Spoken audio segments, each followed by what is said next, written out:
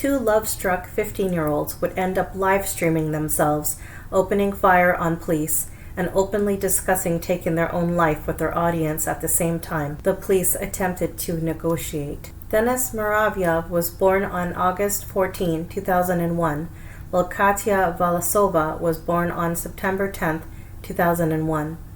Denis moved to the city of Pskov in 2014 when his family moved from a town called Mirny in the Sakha Republic to the Pskov Oblast, where the village is located. The reason for the move is that Denis's stepfather was a former soldier who just got a job opportunity in the construction industry, while Denis's mother was a psychologist. The two would end up meeting for the first time in April 2016. The two were quick to add each other on VKontakte and began talking with each other quickly, striking up a friendship. They then started taking walks together after school, and after several of these walks, the two began to fall in love with each other and became a couple. Unfortunately for the young couple, their parents didn't seem to approve of their union. One time they headed out for one of their walks during the middle of the night and did not return, prompting the police to be called, and at 3 a.m. brought them both back to Denis's apartment, which is how his mother discovered Denis's relationship with Katya. She was furious at the two over this, but the romance continued afterwards. The two went missing without notice for a second time, and this time for even longer, with Denis's stepfather finding the two on a rooftop the next morning. After this, Denis's mother forbade her son from seeing Katya anymore. Denis ignored his mother and continued to speak with her.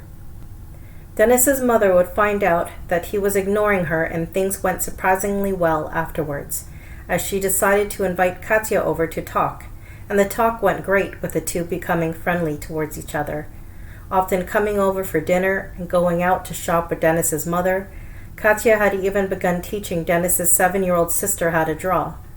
According to Denis's mother, Katya was, albeit not abusive, still in a soulless and unloving family, so she enjoyed her time with Denis's family. As for Katya and her background, Katya's mother sometime in the 2000s divorced her father while she was still young, and in 2008 remarried to an active Special Forces officer. Katya studied well at school, enjoying drawing and music, but not much more about her background seems to be known. In the summer of 2016, Denis's mother suddenly received a notice of the Juvenile Commission accusing her of subjecting Denis to an improper upbringing.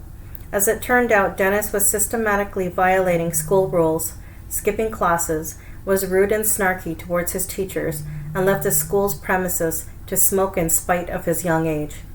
His mother didn't know anything about this. Denis had a school friend who also noticed changes in his behavior. He used to be a good student who studied hard, but recently he had become hostile, once screaming at somebody alongside Katya at a passerby who reminded them for climbing onto a bench, not sitting on it. Often fought with his friends, and early on during his relationship with Katya often threw temper tantrums directed towards Katya, since she would always kiss other boys. On November 5, 2016, Denis returned home from school with Katya, and the two had a conversation, which soon resulted in a disagreement over how to spend the rest of the day, and that later resulted in a fierce argument and fight, leading to Katya leaving. Denis then took this out on the rest of his family, screaming at his mother and 7-year-old sister, resulting in him being punished by being confined to his room for the next 3 days, although Denis later apologized and the family reconciled. Denis's relationship with Katya began to deteriorate again, as Katya had resumed the infidelity she practiced at the start of the relationship, which Katya had denied doing. On the same day at 11:00 p.m., Denis's mother received a text message from Katya stating that her stepfather, a man named Alexei Valasov, beat her, and she ran away from home to escape from him, and Denis heard of this quickly, heading out to try and find her. Denis's mother convinced Katya to come over to her house and wait for her parents, and although she agreed, when she arrived she told her that it'd be better to live on the streets than return home, and was clearly drunk, and when her parents showed up, she refused to get in the car with them. The reason why Katya's parents were called was that Denis's mother didn't actually believe Katya based on prior behaviors, but she would soon come to believe Katya after seeing and hearing what happened next. When Alexei arrived, he didn't say anything and instead took her by the neck and dragged her away to their car back home, with Denis's mother hearing Katya wheezing and Denis witnessing Alexei headbutt her. Denis's mother was horrified and deeply remorseful about having called her parents, and the next morning contacted her to apologize, and Katya seemed to easily forgive her. But after only a few messages, she began to hint at the possibility of ending her own life. She again asked Katya to come over, and she did, with a bruise on her head she was treating with ointment, and told Denis's mother that only you care about me when she brought up her thoughts of suicide. Katya said that she had already rethought everything and completely changed her mind. Denis's mother had to take her two daughters to the clinic, leaving her alone with Denis, and when she returned they appeared to have reconciled, but Katya was still uneasy about going home. The next day, Denis's mother went to Denis's VK page and saw Denis talking to Katya, with Denis saying that she would go with her to the end. Denis's mother asked him about this, and he told her that she had nothing to worry about and only said that so she would calm down. On November 11th, Denis had suddenly gone missing. His mother and stepfather had returned home to find Denis gone and his cell phone turned off. Also missing from their home were warm clothes, a pillow and blanket, dishes, a knife, a bottle of alcohol, and a bank card with him, which he used at 6 a.m. to withdraw 1,000 rubles. The day before, Denis had come across the same school friend mentioned earlier, but Denis never told him anything about what he planned on doing, and instead said Katya had run away due to being beaten again. When Denis's mother contacted Katya's mother, she told her that Katya had been gone for 2 days. Her parents refused to help look for them, but Denis's mother kept pushing, and they told her that her stepmothers lived in a village called Shrugi Krasny, and that the family owned a summer cottage in the same village. Denis's mother proceeded to find the name of the stepmother and contacted her, and was told that if the teens turned up in the village, that she would call her right away. The day after the disappearance, Denis's stepfather went to all the places his son Katya and the local teenagers in general usually went to, but they were nowhere to be found. So the family finally decided to make a report to the police. However, not long after the police report was filed, Denis got in contact with his mother and told him that he was with Katya and that everything was fine, and requested his mother to withdraw her statement made to the police. He refused to tell his parents where he was and threatened to commit suicide if they continued to look for him. Katya's mother also wrote to Denis's mother, stating that she wasn't going to go to the police to file her own report. On November 14th, her mother did, in fact, decide to make a report to the Commission on Juvenile Affairs in an attempt to get Katya put in a boarding school. The search for the two did in fact continue in spite of Denis's threats, but neither the police nor his parents could find any trace of the teens. Unbeknownst to them was that the teens had arrived at Shrugi Krasny by minibus on November 12th, and Denis contacted his half-sister who lived in St. Petersburg and asked her to rent an apartment for them and Katya, as the two planned on moving to the city on November 14th. Katya's mother learned that they had been staying at Shrugi Krasny and went over to the cottage, calling Denis's mother and telling her that the house and the door had been locked from the inside. Denis's mother told her to call the police, but she refused because she didn't want to damage the door and opted to just wait outside for them to come out willingly. Katya's mother and later grandmother did approach the home and knocked on the door again, and the two answered it this time. Denis told them to go away while Katya was standing behind him holding a knife, which according to her later that day wasn't meant to be threatening. Her grandmother noticed the knife though and lunged at Katya, trying to wrestle the knife away from her, resulting in Katya's hands getting cut, which resulted in Denis drawing a pistol and shooting Katya's mother in the hip, resulting in the two retreating to call the police, while Denis and Katya barricaded themselves inside the home. At the same time, the police were notified. So were Denis's parents, who also descended upon the village. The teens, not long afterwards, also went live on Periscope. Katya's mother was telling the police and Denis's parents that Denis was holding Katya hostage, but during their live streams, Katya was quick to deny this. They explained to their audience that they ran away due to their poor relationships with their parents, and that they were not going to give up before showing off all their firearms, which they had obtained via a firearm safe inside the cottage, which the teens managed to open.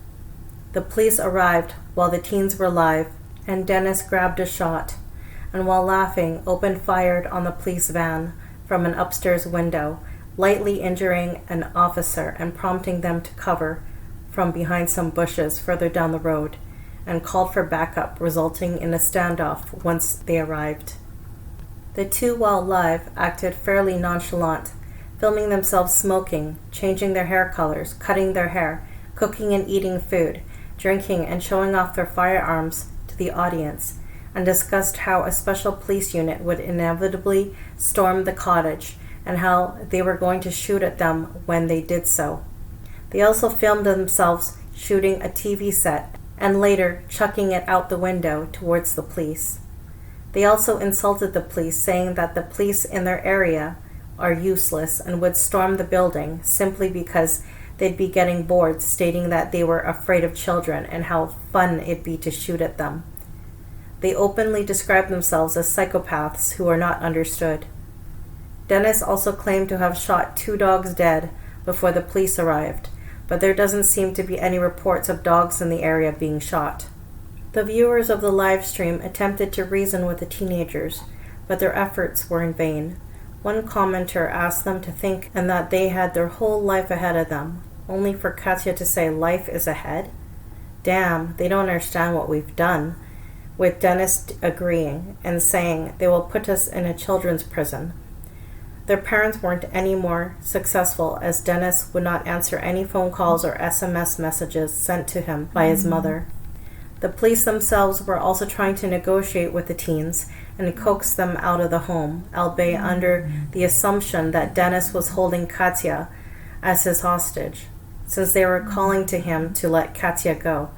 Unknown to the police was that at the same time the teens were openly discussing suicide. Eventually the police did manage to get through to the teens, using Denis's mother persuading the two to surrender all the weapons to her.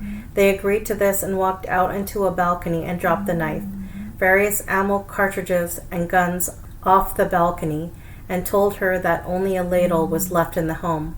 She quickly collected the weapons and carefully moved them to the other side of the fence. She then returned to the balcony to continue speaking with the two, and had a remarkably civil conversation with Denis's mom, offering to let Katya move in with the family and live with Denis away from her abusive parents, that she'd always be there for him, and also about the mundane such as their new hairstyle, as they had cut and dyed their hair during the police standoff. Denis asked her 40 minutes alone to think everything over before leaving the balcony and re-entering the home. This would end up being an example of false hope, as after counting the retrieved weapons, the police suspected that the two had lied and did not surrender their entire arsenal, which Denis denied, and kept repeating that they only had a ladle in the home. Soon Alexei, who was the legal owner of the firearms and the cottage, arrived and told the police that there was indeed one more firearm inside the home. After the 40 minutes had passed, Denis's mother approached the home and asked if they were ready to come out, to which Denis responded that he needed another 5 minutes before re-entering the home. She was ready to enter the home herself to talk, but as soon as she touched the door handle, the police realized what she was doing and ordered her to back away, to which she reluctantly agreed to. During those 5 minutes, she called Denis's mobile phone, but didn't get a response as Denis had turned it off. After the police were informed of this, they decided that they had enough waiting and decided to begin an assault and storm the cottage. The police entered the cottage and used a flashbang before storming the room Denis and Katya were staying in, only to find the two both dead from a single gunshot wound. Before the police stormed the cottage, both Denis and Katya posted a message on their social media, which reads as follows: "I loved you, but you did not notice how you had ruined my mind and life. Goodbye all, friends, family, and acquaintances. Don't worry, I'll leave in a beautiful way. Good luck to everyone in life. And please don't fear to live however you want or feel is necessary. A life of pleasure is the best life. I love you." This message was made right after the final live stream turned off, with the final stream being the two in complete silence, save for Katya sniffling and trying to avoid looking at the camera. An autopsy was conducted on the teens, and it showed that they were only mildly intoxicated and had no drugs in their system. What is believed to have happened is that with her consent, Denis shot Katya dead and immediately afterwards shot himself. There have been numerous doubts as to what really happened, with some believing that the police did in fact shoot them both dead, based on analysis of footage, making it appear as if they were unarmed, and at a prior point they stated that suicide was no longer an option, but it's never been confirmed whether the police shot at them, and they deny having done so. Some also believe a third person was in the cottage with them, as some claim to have heard a voice not belonging to Denis or Katya. Denis and Katya were both buried a day apart from one another. Denis's mother wanted to have them buried together, but Katya's mother vehemently refused, and later blocked Denis's family on VK and refused to speak with them. Some criminal investigations were initiated after the incident, such how a member of the forensic team kept the camera he used to photograph evidence home with him and gave his daughter permission to borrow the camera. His mother discovered the photos of Denis and Katya's bodies on it and shared it with her friends on VK, resulting in the photographs being made public. An invasion of privacy investigation was then filed, but it was later dismissed due to the lack of corpus delicti. Katya's stepfather, Alexei Valasov, was charged with careless storage of firearms, but the charges against him were dismissed. Vadim Adriv, the head of the Department of District Commissioners and the Department for Minors of the Pskov Police Department, Number 1, who was on duty at the time as a responsible person from the management team, was also charged with improper performance of his duties due to dishonest attitude to the service, which negligently resulted in the death of 2 persons. According to the case files, he failed to properly organize and work with local police to find Denis and Katya before the shootout, did not look into the circumstances behind them running away. He did not question their friends and acquaintances about where they may have gone and about their suicidal tendencies, and lastly, he didn't conclude the juvenile affairs inspector in the investigation. On June 3, 2019, the case against him was dismissed due to a lack of corpus delicti, with the court concluding that Vadim could not have foreseen the events that would have come to take place. Employees of the Commission on Juvenile Affairs and representatives of School Number 24, where Denis and Katya attended, also avoided criminal liability due to a lack of evidence. An abuse of power investigation was also filed against the local police and was investigated by police from outside of Pskov Oblast, but they also ruled that they had no criminal liability. Many are dissatisfied with these results and insist that the police entered the cottage with the intent of neutralizing Denis and Katya. This case became well known not only in Russia but also internationally, and had been depicted in pop culture. In 2018, the Russian rock band Nokny Snapery made a song and music video based on this case called Instagram. which at the Prague Independent Film Festival won a nomination and award for Best Music Video, and in 2019 the case was also depicted in an opera performance play called Denis and Katya.